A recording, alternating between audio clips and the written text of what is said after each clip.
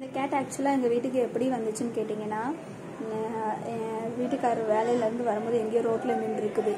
அந்த நேரம் பார்த்து இவங்க கண்ணில் மாட்டியிருக்குது. அங்கே எங்கே அலைஞ்சிருக்கு ஒத்தையாக, யாருமே பார்க்கல, கண்டுக்கல. அது வயிறு பசியில் அப்படியே ஒவ்வொருத்தர் பின்னாடியே போயிருக்கும் போல்.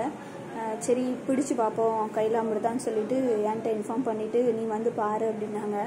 ஆனால் கேட் நல்லா தான் இருக்கு. ஆனால் ஒரு வேளை காரில் இருந்து எதுவும் மிஸ்ஸிங் ஆயிடுச்சுதா, இல்லை யாரும் வேணுட்டே கொண்டாந்து விட்டுருக்காங்களா, இல்லை எப்படி வேண்டான்னு தூக்கி போட்டாங்களா அப்படின்னு ஒன்றுமே தெரியலை. ஆனால் நான் கொண்டு வந்து வச்சுருக்கேன். எங்கள் ப்ரௌனியை பார்த்து அது பயப்படுது ரொம்ப. ஆனால் இப்போ அமைதியாக உட்காந்துருக்கு. சாப்பாடு வச்சு கொடுத்தேன், கொஞ்சம் சாப்பிட்டுச்சுது கிரேவியில். ஆனால் பயத்திலே உட்காந்துருக்குது. யாரை பார்த்தாலும் அப்படியே உருமுது. என் கையில் தூக்கிட்டு வரும்போது நல்லா சாஃப்டாக அமைதியாக உட்காந்துருந்துச்சு. ஆனால் ப்ரௌனியை நம்ம வீட்டில் பார்த்தோன்னே அதுக்கு கொஞ்சம் கோவம் வந்துருச்சுது. டாக்டருக்கும் பூனைக்கும் ஆகாது.